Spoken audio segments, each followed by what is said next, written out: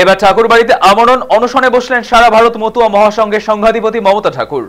অনশনের অষ্টম দিনে যোগ দিয়েছেন তিনি। উল্লেখ্য, এসআইআর এর বিরোধিতা এবং নিঃশর্ত নাগরিকত্বের দাবিতে তৃণমূল ঘনিষ্ঠ মতুয়া গোসাই ও দলপতিদের আমরণ অনশন জারি রয়েছে। ইতিমধ্যে একাধিক অনশনকারী অসুস্থ হয়ে পড়েছেন। নতুন করে আরো 3 জন অসুস্থ হয়ে পড়েন। তাদের ঠাকুরনগর প্রাথমিক স্বাস্থ্য কেন্দ্রে ভর্তি করা হয়েছে। গত সোমবার মধ্যপ্রদেশ থেকে ফিরে শটান অনশন মঞ্চে অসুস্থদের দেখতে যান মমতা ঠাকুর। সেখান থেকেই তিনি ঘোষণা করেন বুধবার থেকে তিনি নিজেও ঠাকুরবাড়িতে আমরণ অনশনে বসবেন এবং তার সেই পূর্ব ঘোষণা মতোই বুধবার অষ্টম দিনে ঠাকুরবাড়িতে আমরণ অনশনে বসলেন তিনি।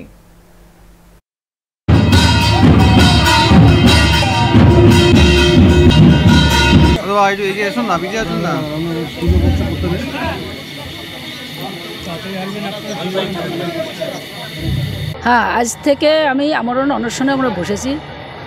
আপনারা সকলে জানেন যে গত বুধবার থেকে আমার গোসাই পাগল সাধু মতুয়া ভক্তরা এখানে বসেছিল।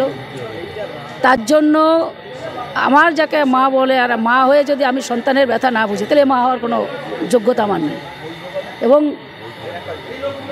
কয়েক কোটি মানুষের যে সমস্যা, সেই সমস্যায় আমার জীবনকে নিয়েও যদি বিজেপি মনে করে যে মমতা ঠাকুরের জীবনের বিনিময়েও যদি তাদের যদি এই ভারতবর্ষে রেখে যায়, আমি মনে করব যে আমার জীবন এটাই সার্থক। কতদিন আপনি বসবেন? যতদিন আমি বললাম আমরণ অনশন।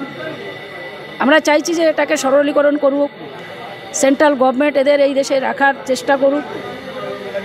আমরা যতদিন চলবে এরকম।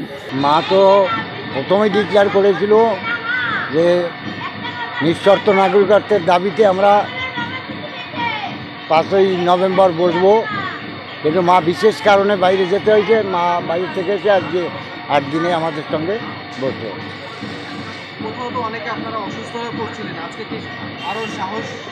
হ্যাঁ, মার জন্য আমরা সেই আরও মনোবলটা বেড়ে গেল যে মা আমাদের সঙ্গে আছে এবং বসছে।